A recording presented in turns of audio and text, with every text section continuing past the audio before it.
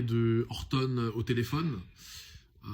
Ça fait longtemps vraiment que j'ai pas été diverti un minimum par une promo d'Orton. Bon, après c'est pas son fort, c'est normal, mais moi il m'a bien fait rire. Il m'a bien fait rire ce segment, notamment quand il coupe la parole à Michael Cole. J'ai bien aimé, c'était drôle en vrai, j'ai trouvé.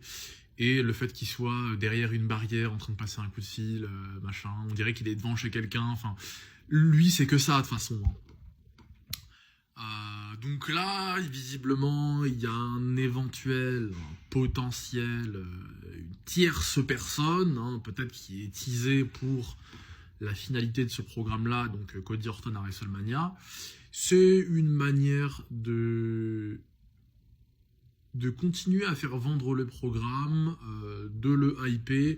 Maintenant, attention, c'est des trucs, surtout aujourd'hui avec la communauté internet, la façon dont le contenu est critiqué et tout, qui fait que les gens ont beaucoup d'attentes. En plus, c'est WrestleMania, donc ce que je peux vous recommander de faire, c'est tranquille.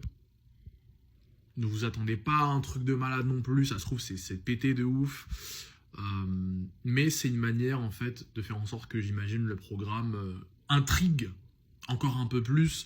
Car, étant donné qu'Orton, historiquement et encore aujourd'hui, c'est pas un mic worker performant, surtout en opposition, en promo, en duel, au même titre qu'un Punk, même qu'un Cody, qui depuis son retour s'est énormément essayé à l'exercice et qui gère énormément et qui a pu vraiment résister, voire dominer certains des gros top guys de la compagnie.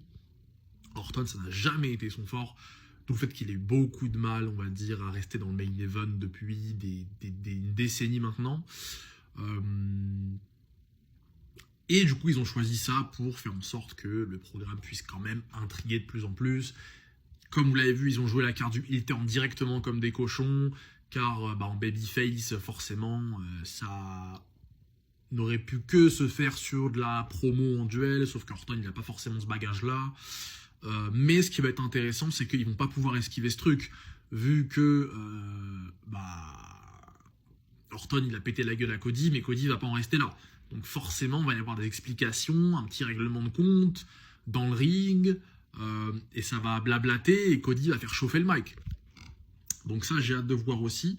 Et quand on couple à ça ce fameux angle avec ce potentiel tierce personnage qui pourrait intervenir, peut-être dans le match à Mania ou un peu avant, ou enfin bref, attendons de voir. Ça peut être intéressant et donc on va voir ce que ça donne quoi. Maintenant, qui est-ce qui pourrait être ce mec?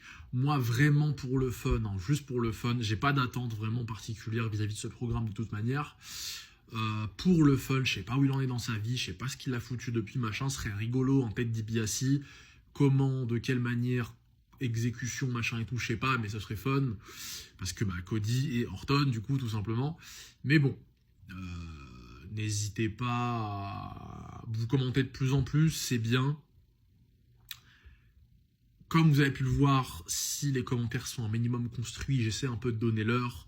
Quand ce n'est pas le cas, je vous mets un vent. Donc, et en général, je réponds à tous les commentaires. Enfin, j'essaie de le faire. Donc s'il n'y a pas de réponse sur le vôtre, c'est que vraiment, il y a trop de boulot et j'ai pas le temps, en fait, tout simplement. En tant que grand heel, bien évidemment. Allez.